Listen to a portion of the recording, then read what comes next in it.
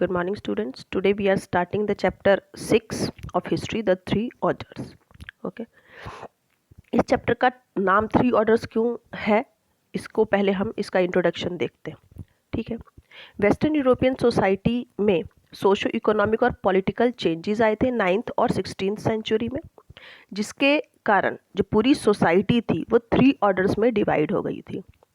ठीक है. Roman empire के फॉल होने के बाद जर्मैनिक पीपल जो थे वो कई ग्रुप्स में बट गए थे और इटली, स्पेन और फ्रांस रीजन में जा कर के रहने लगे थे. जो थ्री ऑर्डर्स है वो इस चैप्टर में फोकस करता है कि जो थ्री सोशल कैटेगरीज थी किसकी, Christian, priests, land owning nobles और पीजेंट्स. ये कैटेगरी बन गई थी सोसाइटी में लोगों की. जो रिलेशनशिप चेंज हो रहे थे इन तीनों ग्रुप के आपस में, और कुछ इम्पॉर्टेंट फैक्टर थे जो यूरोप की हिस्ट्री को कई सेंचुरीज तक जो है उसका असर उस पर डालते रहे. ठीक है. अब हम पढ़ेंगे condition of Europe on the eve of rising feudalism. Feudalism क्या होता है पहले ये जानते हैं. फ्यूडलिज्म का मतलब ये है कि यूरोप में जो राजा होते थे वो कुछ अपने विश्वास पात्र लोगों को ज़मीन का कुछ टुकड़ा दे दिया करते थे उनके सर्विस के बदले में, और वो ज़मीन के इतनी बड़ी होती थी कि जो उनके विश्वास पात्र जो फ्यूडल्स होते थे वो उस पूरे ज़मीन को खुद ही डील करते थे, उस पर पीजेंट से काम करवाते थे और कुछ आर्मी भी अपने पास रखते थे, और जब भी राजा को ज़रूरत पड़ती थी तो वो राजा को अपनी आर्मी प्रोवाइड कराते थे. तो वो लोग जिनको ज़मीनें देता था राजा उनकी सर्विस के बदले में वो फ्यूडल्स कहलाते थे, और ये जो सिस्टम है पूरा वो फ्यूडलिज्म कहलाता है. ठीक है. यूरोप में सोशो पॉलिटिकल चेंजेस अकर हो रहे थे 9th और 16th सेंचुरी में. जब रोमन एम्पायर का डिक्लाइन हुआ तो कई सारे जर्मनिक ग्रुप पीपल जो थे ईस्टर्न और सेंट्रल यूरोप में रहने लगे. इटली, स्पेन और फ्रांस के एरियाज़ में सिंगल पॉलिटिकल पावर की एब्सेंस के कारण लगातार वहाँ पर मिलिट्री क्लैशेस होते रहते थे, और वहाँ पर अपनी ज़मीनों के होल्डिंग के लिए हमेशा लड़ाइयाँ होती रहती थी. जो सोशल ऑर्गेनाइजेशन थे वो इसलिए लैंड कंट्रोल का ही सेंटर बन के रह गए थे. इसके जो फीचर्स हैं उसे इंपीरियल रोमन ट्रेडिशन और जर्मन कस्टम दोनों से डिराइव किया जाता है. क्रिश्चियनिटी जो ऑफिशियल रिलीजन था रोमन एम्पायर का 4th सेंचुरी में, वो अब कोलैप्स होने लगा था रोम में, और धीरे धीरे सेंट्रल और नॉर्दर्न यूरोप में भी वो स्प्रेड होने लगा था. चर्च जो थे वो एक बहुत इम्पॉर्टेंट लैंड होल्डर थे और पॉलिटिकल पावर थे यूरोप के. तो चर्च उस समय बहुत शक्तिशाली थे, पावरफुल थे. इसमें एक नाम आया है मार्क ब्लॉच का, है ना. मार्क ब्लॉच जो थे वो फ्रांस के अर्लीस्ट स्कॉलर थे जिन्होंने फ्यूडलिज्म के कॉन्सेप्ट पर काम किया है. उनका मानना था कि हिस्ट्री जो है केवल पॉलिटिकल हिस्ट्री के बारे में नहीं है, मतलब केवल पॉलिटिक्स को जानना ही हिस्ट्री नहीं है, बल्कि इसमें कुछ इंटरनेशनल रिलेशंस और जो महान लोग हैं उनके जीवन को भी जानना ज़रूरी है, उस पर भी आधारित है हमारा इतिहास. उन्होंने कुछ इम्पोर्टेंट जियोग्राफी के बारे में पर स्ट्रेस किया है जो ह्यूमन हिस्ट्री को डिटरमाइन करते हैं, और and the requirement to the realise the collective activities और approaches of group of people, है ना. तो जो लोग हैं देश में, किसी देश में रहने वाले, उनकी हिस्ट्री और उनकी जो कलेक्टिव एक्टिविटीज़ हैं और उनकी जो रिक्वायरमेंट्स हैं, उनका जो अप्रोच है ग्रुप ऑफ पीपल के लिए, इन सब की इम्पोर्टेंस पर उन्होंने स्ट्रेस किया है. उनकी बुक जो थी फ्यूडल सोसाइटी, उसमें यूरोपियन सोसाइटी के बारे में बात की गई है 900 से 1300 AD के बीच में, स्पेशली फ्रांस की सोसाइटी के बारे में. Okay. It had significant detailed social relation and heritage and land related affairs and cultural achievement of the that period. इस पीरियड के दौरान 900 से 1300 AD के बीच में फ्रांस में जो सोशल रिलेशंस थे और हेरेचीज रही हैं लैंड होल्डिंग को लेकर के, उनके जो अफेयर्स रहे हैं और जो कल्चरल अचीवमेंट थे इस पीरियड के, उसके बारे में वो विशेष चीज़ें उन्होंने इसमें बताई हैं अपने बुक में। उनका करियर जो था बहुत शॉर्ट था ट्रेजिकली, लेकिन उन्होंने नाजीज पर भी प्रहार किया है अपने इस बुक में। सेकेंड वर्ल्ड वॉर के टाइम पर जो नाजीज थे, जिसके बारे में हमने पढ़ा था, रशिया में जो नाजीज़म था, तो उस पर भी उन्होंने अपनी बुक में प्रकाश डाला है। ठीक है, अब हम पढ़ते हैं features of feudalism in Europe. Europe में फ्यूडलिज्म के क्या फीचर्स थे। ठीक है, its roots have been traced to practices that existed in Roman Empire and during the age of French king Charlemagne. ठीक है, ये जो फ्यूडलिज्म है इसकी शुरुआत रोमन एम्पायर में और फ्रेंच राजा जो चार्ल मांगे था 742 से 814 के बीच में, उसके समय से इसकी रूट्स को प्रैक्टिस किया जा रहा है। ऐसा माना जाता है कि रोमन एम्पायर में फ्यूडलिज्म की शुरुआत कब हुई थी, जब फ्रांस में किंग चार्ल मांगे था 742 से 814 के बीच में। Feudalism as an established way of life in large part of Europe may be said to have emerged later in the 11th century। ऐसा कहा जाता है कि जो फ्यूडलिज्म है वो यूरोप के काफ़ी बड़े हिस्से में स्प्रेड था पहले से, लेकिन ये बाद में फिर 11th सेंचुरी में इमर्ज हुआ था, है ना। अब इकोनॉमिक स्ट्रक्चर के बारे में हम पढ़ते हैं, है ना। इकोनॉमी का नाम लेते ही हमें क्या समझ में आता है, रुपए पैसों से संबंधित जो भी कुछ होता है ना, वो इकोनॉमिक स्ट्रक्चर कहलाता है ना। तो इकोनॉमिक सेंस में फ्यूडलिज्म में एग्रीकल्चरल प्रोडक्शन को रेफर किया जाता है।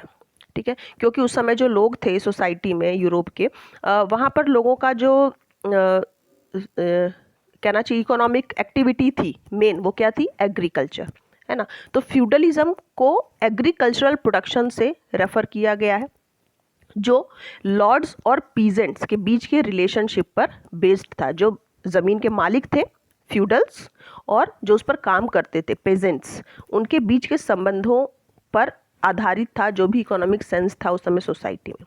ठीक है, बाद में वो अपनी ज़मीन को खुद कल्टीवेट करने लगे, जैसे कि लॉर्ड करते थे, है ना। Peasants performed labour services for the lords. जो पेजेंट्स होते थे उस समय पर, किसान होते थे, वो लॉर्ड्स की अपने जो मालिक होते थे, फ्यूडल्स होते थे, उनकी ज़मीनों पर भी काम किया करते थे, और ज़रूरत पड़ने पर वो मिलिट्री प्रोटेक्शन भी प्रोवाइड किया करते थे। ठीक है, they also had extensive judicial control over pageants. जो लॉर्ड्स होते थे, फ्यूडल्स होते थे, उनका पेजेंट्स के ऊपर, किसानों के ऊपर पूरा जुडिशियल कंट्रोल होता था।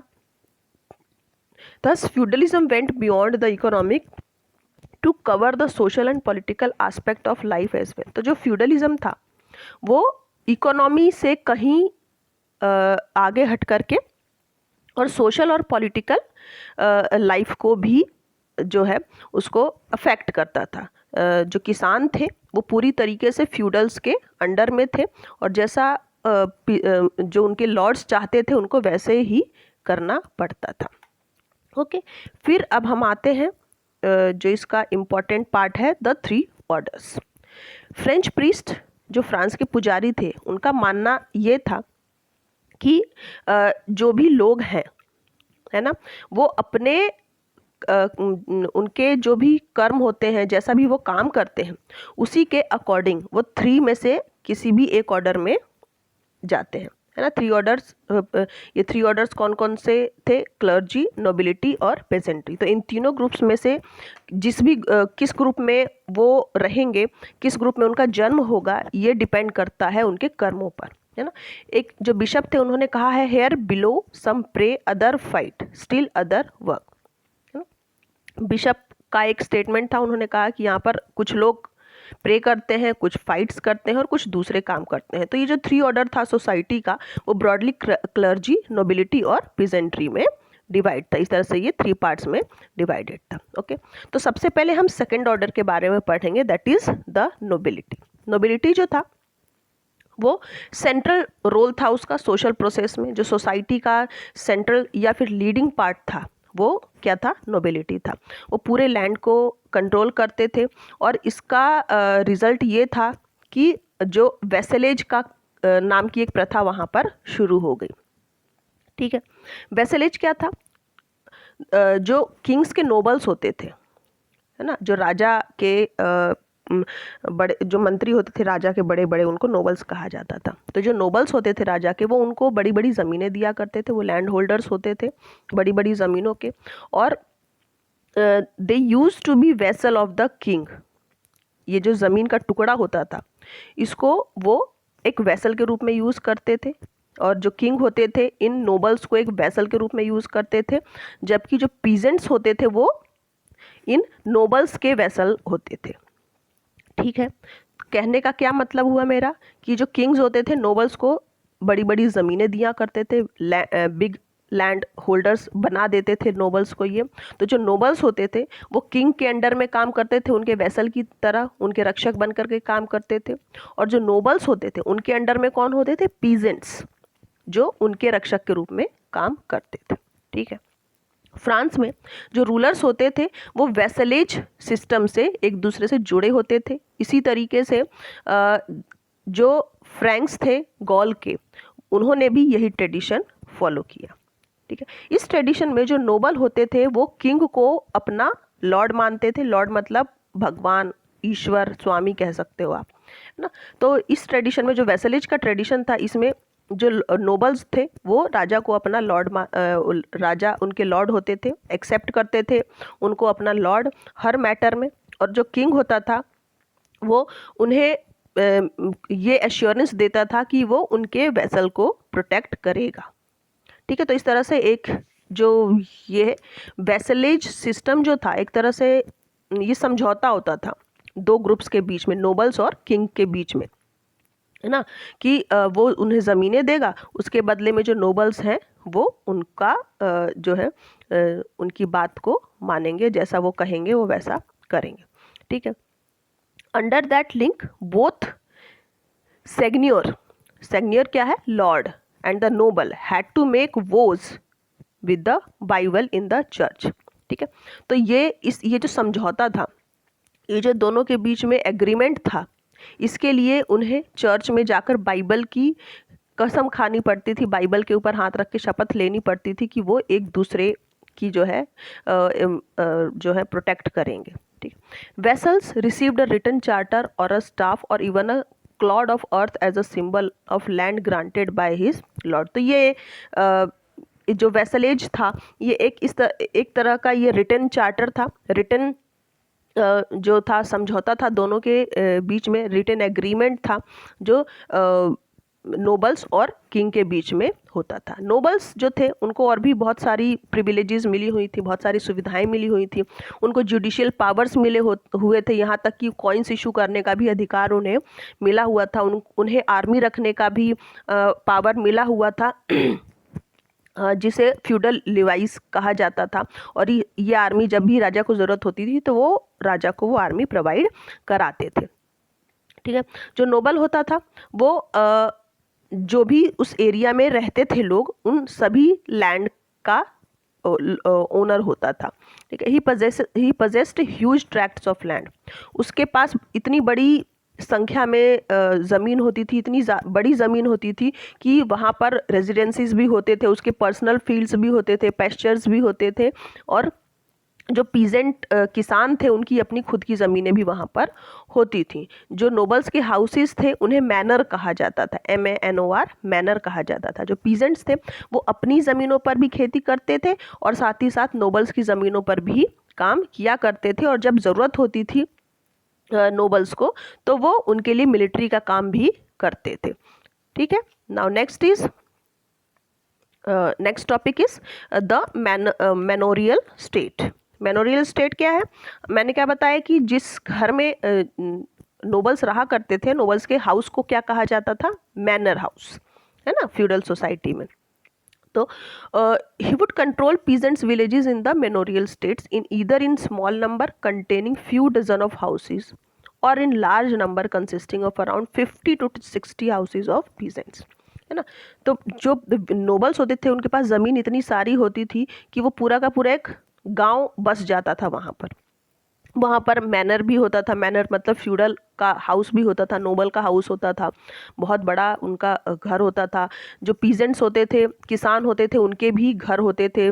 कभी दर्जनों की संख्या में घर होते थे और कभी कभी 50 से 60 घर भी होते थे वहाँ पर पीजेंट्स के। जो मैनोरियल स्टेट था वहाँ पर सेल्फ सफिशिएंट इकोनॉमिक सेंटर होते थे, मतलब खाने के लिए खेत होते थे, वहाँ पर अनाज उगाया जाता था, वहाँ पर ब्लैक स्मिथ्स होते थे, लुहार कारपेंटर्स होते थे, बढ़ई होते थे, है ना। और जो औरतें थी वो ऑर्नामेंट्स बनाती थी, और जो बच्चे थे वो वाइन फैक्ट्री में वाइन बनाते थे। तो इस तरह से पूरा एक इकोनॉमिक सेंटर बना था, एक सेल्फ सफिशिएंट इकोनॉमिक सेंटर था जो मैनोरियल स्टेट होता था। मैनोरियल स्टेट जहाँ पर नोबल्स रहते थे, ठीक है। विमेन जो थी वो फैब्रिक बनाती थी, और जो चिल्ड्रन होते थे वो लॉर्ड के वाइन प्रेस में काम करते थे। जो स्टेट था वहाँ पर वुडलैंड भी होता था, फॉरेस्ट होता था, जहाँ पर जो नोबल्स थे वो शिकार खेलने जाया करते थे। जो स्टेट था वहाँ पर पेस्चर्स भी होते थे, और हर गांव में एक चर्च होता था जहाँ पर और साथ ही उनकी रक्षा करने के लिए नाइट्स भी होते थे। नाइट्स क्या है? नाइट एक जाति होती है, एक व्यक्ति, जो एक जाति होती है, कास्ट होती है स्पेशली, जो सिक्योरिटी का काम करते थे, सिक्योरिटी गार्ड्स का काम करते थे, ठीक है। अब हम जानेंगे नाइट्स के बारे में। नाइट्स क्या होते थे? एक डिस्टिंक्टिव ग्रुप था ये। यूरोप में जो है वॉर होते रहते थे।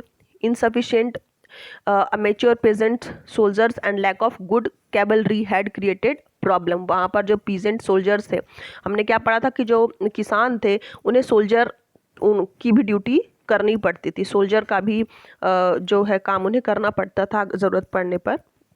तो अच्छी कैवलरी की कमी होती थी, इससे प्रॉब्लम्स क्रिएट होती रहती थी। इससे जो नया सेक्शन बनता रहता था सोसाइटी में, ठीक है, एक नया सेक्शन बन के आया उन पीजेंट्स में से ही, जो सोल्जर का काम करते थे पीजेंट्स। तो उन्हीं के ग्रुप में, उन्हीं के सोसाइटी में से एक नया ग्रुप तैयार हुआ, एक नया सेक्शन तैयार हुआ लोगों का, जिसे नाइट कहा जाता था। वो लॉर्ड के अंडर में होते थे, नोबल्स के अंडर में होते थे, और जो नोबल्स होते थे, जो लॉर्ड होते थे उनके, वो किंग के अंडर में होते थे। जो लॉर्ड था वो ज़मीन का टुकड़ा दिया करता था नाइट को उसकी सेवाओं के बदले में, जिसे फीफ कहा जाता है।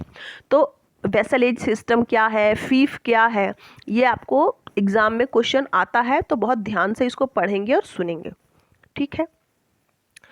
तो और जो ज़मीन का टुकड़ा नाइट्स को दिया जाता था लॉर्ड्स के थ्रू, उसे फीफ कहा जाता था। और इस ज़मीन के टुकड़े से ही जो नाइट्स होते थे वो अपना लाइफ सर्वाइव करते थे और अपनी सर्विसेज और प्रोटेक्शन दिया करते थे लॉर्ड को और उस पूरे विलेज को, ठीक है। The fief of knight could be hereditary. जो नाइट को जो ज़मीनें मिलती थी, लॉर्ड जो उसको पीस ऑफ लैंड दिया करता था जिसे फीफ कहा जाता था, वो हेरिडिटरी होता था और किसी भी साइज़ का हो सकता था। वो 1000 से 2000 एकड़ या फिर उससे ज़्यादा बड़ी ज़मीनें भी हो सकती थी। नाइट का जो फीफ था उसमें एक घर होता था उसका खुद का, और उसके परिवार उसमें रहा करते थे। चर्च का सेटलमेंट डिपेंड करता था और वहाँ पर मिल और वाइन प्रेस, वाटर की मिल और वाइन प्रेस होती थी। पीजेंट्स जो कल्टीवेट करते थे लैंड को फीफ के, वो भी वहाँ पर रहते थे, ठीक है। In exchange of fief the knight paid his lord a regular fee and promised to fight for him in a war. तो फीफ के बदले में जो नाइट होते थे वो लॉर्ड को रेगुलर फीस दिया करते थे और उन्हें प्रॉमिस करते थे कि वॉर में वो उनकी हेल्प करेंगे। एक जो नाइट होता था वो एक से ज़्यादा लॉर्ड को भी सर्व कर सकता था। ये ज़रूरी नहीं था कि एक लॉर्ड के अंडर में एक नाइट जो है एक ही लॉर्ड को सर्व करेगा। अब हम नेक्स्ट सेक्शन इसका पढ़ते हैं, द फर्स्ट ऑर्डर। पहले हमने अभी सेकंड ऑर्डर पढ़ा था नोबल्स के बारे में और जो फर्स्ट ऑर्डर क्या था, क्लर्जी। क्लर्जी क्या होते थे? यूरोप के जो क्रिश्चियंस थे उन्हें बिशप्स और क्लैरिक्स जो होते थे चर्च के, वो डायरेक्ट करते थे, है ना। वो फर्स्ट ऑर्डर बनाते थे फ्यूडल सोसाइटी का, मतलब सोसाइटी में सबसे ऊपर कौन होते थे? क्लर्जीज, ठीक है। क्लर्जीज में कौन कौन आते थे? बिशप्स और क्लैरिक्स, ठीक है। इन दोनों के ऊपर बिशप और क्लैरिक्स के ऊपर जो हेड होता था उनका चर्च में, वो पोप कहलाते थे, जो रोम में रहा करते थे। कैथोलिक चर्च जो था वो मोस्ट डोमिनेटिंग बॉडी थी, जो राजा पर डिपेंड नहीं थी। चर्च के अपने नियम और कानून होते थे। वो राजा जो अपने लैंड वो खुद ग्रांट करते थे। जो राजा था उन्हें ज़मीनें दिया करता था, और उन ज़मीनों पर जो चर्च है वो टैक्स लिया करती थी किसानों से। हर विलेज में लगभग एक चर्च होता था, जहाँ पर संडे को प्रेयर करने के लिए लोग इकट्ठा होते थे और सरमन सुनने के लिए प्रीस्ट के आते थे। मैन ऐसे लोग जो प्रीस्ट बनते थे वो शादी नहीं कर सकते थे। सर्फ्स जो फिजिकली चैलेंज्ड और विमेन थे वो भी प्रीस्ट बन सकते थे। ठीक है। बिशप्स जो थे वो रिलीजियस फील्ड में नोबल्स का काम करते थे। ठीक है, मतलब वो लॉर्ड होते थे उनके। दे ओन्ड लैंड, बिशप्स के पास अपनी ज़मीनें होती थी जैसे लॉर्ड्स के पास होती थी, और उनके पास एक बहुत बड़ा स्टेट होता था जिसमें एक ग्रैंड पैलेस होता था, और उन ग्रैंड पैलेस में ही वो बिशप्स रहा करते थे। ठीक है। चर्च जो है हर साल किसानों से उनके प्रोड्यूस का 10th पार्ट कलेक्ट करते थे, जिसे टिथ कहा जाता था। टिथ ये हमने फ्रेंच रेवोल्यूशन जो में शायद 9th क्लास में पढ़ा है। हाँ, इस ईयर आपके पास 11th में नहीं है ये। टिथ क्या था? टिथ जो था एक टैक्स था जो पीजेंट्स चर्च को दिया करते थे। वो अपने प्रोड्यूस का 10th पार्ट चर्च को देते थे, जिसे टिथ कहा जाता था। चर्च को जो मनी मिलती थी वो डोनेशन से भी मिलती थी। जो भी रिच पीपल थे सोसाइटी के वो उन्हें डोनेशन दिया करते थे, और उनके जो रिलेटिव्स थे वो भी उन्हें समय समय पर वेलफेयर के लिए दिया करते थे grant. Okay. Several rights and rituals of feudal nobles were occupied by church. है ना। नोबल्स के जो फ्यूडल नोबल्स थे उनके ज़्यादातर राइट्स और रिचुअल्स जो हैं वो चर्च से कॉपी किए गए थे, और ये अपना इन्फ्लुएंस धीरे धीरे बढ़ा रहे थे। The art of kneeling while praying with hands clasped and head bowed and identical to knight act to take woe for their low lord। है ना। जो बिशप्स थे, जो क्लर्जीज थे, उनके सामने नोबल्स सिर झुकाते थे, घुटनों पर बैठते थे, वैसे ही जैसे नाइट्स उनके लॉर्ड्स के सामने, फ्यूडल लॉर्ड्स के सामने सिर झुकाकर बैठते थे। ठीक है। The term lord for god was also adopt from feudal custom. जो लॉर्ड शब्द है ये किसको बताता है? लॉर्ड वर्ड का मतलब क्या है? भगवान, है ना। जो गॉड हैं उनको हम लॉर्ड कहते हैं। ठीक है। तो लॉर्ड मतलब स्वामी या ईश्वर। मोंक्स अब के बारे में हम पढ़ेंगे। कुछ क्रिश्चियंस ऐसे भी थे फ्यूडल सोसाइटी में जो जो विलेज से दूर, टाउन से दूर ऐसी जगह पे रहते थे जहाँ पर बिल्कुल शांति हो, वहाँ पर किसी तरीके की भीड़ भाड़ ना हो, अकेले अपना जीवन बिताते थे। उन्हें मोंक्स कहा जाता था। वो रिलीजियस कम्युनिटी में रहा करते थे जिन्हें एबीज कहते थे या मोनास्टरीज कहते थे। एबीज ऐसी जगह होती थी जहाँ पर ये मोंक्स रहा करते थे और ह्यूमन सेटलमेंट से दूर होते थे। मोंक्स जो थे वो एबीज में रहते थे, अपना पूरा जीवन वहीं बिताते थे, और वो अपना पूरा जीवन वर्शिप में, स्टडी में और मैनुअल लेबर जैसे कि फार्मिंग जैसे काम में अपना पूरा जीवन लगा देते थे। उनकी जो लाइफ होती थी वो डिफरेंट होती थी प्रीस्ट से, और मैन और वीमेन दोनों के लिए जो है ये एबीज खुले हुए थे, मोनास्टरीज खुली हुई थी। जो विमेन होती थी वो नन्स बन जाती थी। ज़्यादातर जो एबीज थे वो सिंगल सेक्स कम्युनिटीज थी, मतलब जो मोनास्टरीज थी वो मैन के लिए अलग होती थी और विमेन के लिए अलग होती थी। वहाँ पर सेपरेट एबीज होते थे मैन और विमेन दोनों के लिए। प्रीस्ट की तरह ही मोंक्स और नन्स जो थे वो भी शादी नहीं कर सकते थे। जो दो वेल नोन मोनास्टरीज इस्टेब्लिश की गई थी वो हैं सेंट बेनेडिक्ट्स इन इटली 529 में, और जो दूसरी थी वो थी क्ल्यूनी इन बरगंडी इन 910 में। तो ये मोंक्स और मोनास्टरीज थी जो एक पार्ट थी यूरोप के सोसाइटी की। ठीक है। अब हम पढ़ेंगे कि चर्च और सोसाइटी का क्या रिलेशन था यूरोप में। क्रिसमस और ईस्टर इम्पॉर्टेंट डेट्स होते थे 4th सेंचुरी में, है ना। और ये तय कौन करता था? जो बिशप थे, प्रीस्ट, पोप थे, वो तय करते थे कि जो इम्पोर्टेंट डेट्स कौन सी होंगी। तो उस समय पर क्रिसमस और ईस्टर ये इम्पॉर्टेंट डेट थे 4th सेंचुरी के समय पर। उन्होंने जो पुराने रोमन फेस्टिवल्स थे उनको रिप्लेस कर दिया था और जो सोलर कैलेंडर्स पर बेस होते थे। Easter day marked the crucifixion of Christ and his rebirth from the dead, and it was celebrated on replaced date of old festival based on lunar calendar। जो Easter था वो Christ के crucifixion का day माना जाता था और उनका जो रीबर्थ था उनकी डेथ के बाद उस डे को भी सेलिब्रेट किया जाता था जो ल्यूनर कैलेंडर पर बेस्ड था। ठीक है। On coming of spring people use to travel around their village land. जब स्प्रिंग का सीज़न आता था तो जो लोग थे वो अपने गाँव की ज़मीनों के आसपास घूमने जाया करते थे और इस दिन को वो हॉलीडेज़ के रूप में मनाते थे पीजेंट्स, और फ्री डे के रूप में मनाते थे ईस्टर को या फिर क्रिसमस को। वो यूजुअली अपना टाइम फन और फीस्टिंग के रूप में मनाते थे, साथ में वो प्रेयर करते थे, साथ में खाना खाते थे और अब इंजॉय करते थे। ठीक है।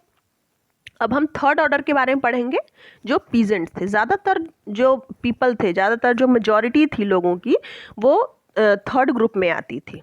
ठीक है। इसमें मेनली कल्टीवेटर्स होते थे और भी दो कैटेगरी थी इसमें, फ्री पीजेंट्स और सर्फ्स। जो फ्री पीजेंट्स होते थे वो होते थे जिनकी अपनी खुद की ज़मीनें होती थी, लेकिन वो साथ में लैंड की जो अपनी ज़मीनों पर वो काम करते थे और उन्हें मिलिट्री सर्विस भी देनी पड़ती थी कम से कम 40 साल के 40 दिन में, साल में 40 दिन कम से कम उन्हें अपनी मिलिट्री सर्विसेज भी देनी पड़ती थी। वो अपनी ज़मीनों पे तो काम करते थे लेकिन साथ ही वो 40 दिन उन्हें साल में मिलिट्री सर्विस भी देनी पड़ती थी लॉर्ड को, है ना। They had to work on lords fields for 3 days generally in a week in the form of labour rent. उन्हें सप्ताह के 3 दिन, वीक के 3 days जनरली अपने लॉर्ड के फील्ड पर, नोबल के फील्ड पर काम करना पड़ता था in the form of labour rent के रूप में, है ना। किराया लेबर रेंट के रूप में उन्हें 3 दिन कम से कम काम करना पड़ता था। इसके साथ ही वो अनपेड सर्विस भी प्रोवाइड कराते थे अपने नोबल को, जैसे कि गड्ढे खोदना, फायरवुड इकट्ठा करना, फेंसेस बनाना और रोड्स और बिल्डिंग्स को मेंटेन करना। ओके। वुमेन और चिल्ड्रन वो भी कई सारे काम करते थे। फील्ड पर काम करने के साथ साथ वो धागा बुनना, कपड़ा बनाना, कैंडल्स बनाना और वाइन, ग्रेप से वाइन बनाना, ये सब काम वुमेन और चिल्ड्रन किया करते थे। जो फ्री पीजेंट्स थे उन्हें टेली एक टैक्स देना पड़ता था राजा को, और जो क्लर्जी और नोबल्स को भी उन्हें देना पड़ता था। तो इस तरह से जो किसान होता था वो क्लर्जीज को भी टैक्स देता था, नोबल्स को भी टैक्स देता था और किंग को भी देता था। क्लर्जीज को जो टैक्स देता था उसे क्या कहा जाता था? टीथे। हमने भी पीछे पढ़ा था 10th पार्ट पीजेंट को अपना देना पड़ता था प्रोड्यूस का। और इसी तरीके से राजा को भी वो एक टैक्स पे करता था। राजा को मतलब वो नोबल्स को, जो उसका लॉर्ड होता था, लैंडलॉर्ड होता था, उसको वो पे करता था टैक्स, और जो लैंडलॉर्ड होता था वो किंग के पास उसे पहुंचाता था, जिसे टैली कहा जाता था। तो जो टैक्स था, इस तरह से 2 टैक्स देने पड़ते थे किसान को। कौन कौन से? एक टीथे और एक टैली। ठीक है। जो सर्फ्स थे वो title the land of the Lord. ठीक है। जो लॉर्ड होते थे उनकी ज़मीनों, उनकी जो ज़मीनें होती थी उनको सर्फ्स कहा जाता था। ज़्यादातर जो पार्ट होता था प्रोड्यूस का वो लॉर्ड को देना पड़ता था। They had to work in the land of the lord without wages. बिना किसी वेज के, बिना किसी मजदूरी के उन्हें अपने नोबल के, अपने लैंडलॉर्ड के ज़मीन पर काम करना पड़ता था, और उन्हें स्टेट को छोड़कर जाना अलाउ नहीं था जब तक लॉर्ड उन्हें परमिशन ना दे। जो लॉर्ड होता था वो कई सारी मोनोपोलीज क्लेम करता था, और at the cost of his serfs. जो उसके सर्फ्स होते थे, जो उसके अंडर में होते थे, उसके पीजेंट्स, उनको उन पर बहुत सारे क्लेम किया करता था। Serfs could use only lord's flour mill. जो सर्फ्स थे वो केवल अपने लॉर्ड के मिल्क फ्लावर मिल को यूज़ कर सकते थे। उनके अवन में बेक किया करते थे अपने ब्रेड को, और अपने वाइन को भी उन्हीं के जो है वाइन प्रेस में अपना बियर और डिस्टिल वाइन बनाया करते थे। लॉर्ड डिसाइड करता था कि किसको शादी करनी है और किसको नहीं करनी है, या और might give the blessing to the serfs choice but on a payment of a fee, है ना। तो किससे शादी करनी है ये वो नोबल ही तय करता था, कब शादी करनी है, किसको किससे शादी करनी ये भी लॉर्ड ही तय करता था। और जो सर्व की चॉइस अगर वो अपनी सर्फ जो है अपनी चॉइस से अगर शादी करता था तो उसको एक फ़ी पे करना पड़ता था नोबल के पास, उसके बाद ही वो शादी कर सकता था अपनी चॉइस से। ठीक है, अब इस पार्ट को हम यहीं पर फिनिश करते हैं, otherwise the video will be quite lengthy, so the next part will be cover in the next part in the next video, sorry. Okay, till then read this chapter very nicely and listen the explanation very carefully. Okay, till then, goodbye.